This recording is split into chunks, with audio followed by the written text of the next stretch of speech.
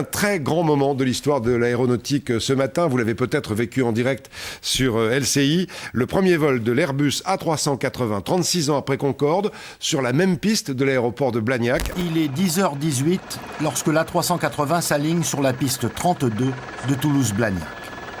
La météo est parfaite pour ce premier vol. Le point fixe va durer 11 minutes, le temps d'effectuer les dernières vérifications avant le décollage. Et à 10h29, Claude Lelay et Jacques Rosel, les deux pilotes d'essai, poussent la manette des gaz et lâchent les freins de ce géant des airs.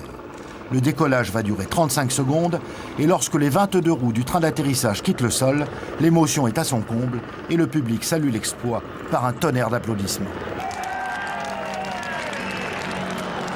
L'A380 garde son train d'atterrissage sorti pendant toute sa montée en altitude.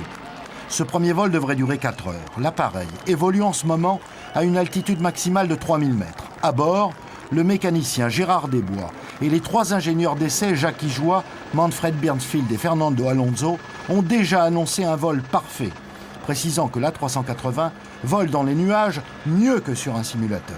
Le retour à Toulouse est prévu en principe vers 14h30. Ainsi, 36 ans après Concorde et 31 ans après le premier Airbus, l'A380 et son équipage nous ont fait vivre ce matin un moment d'exception et personne n'oubliera ces images qui marqueront l'histoire de l'aéronautique.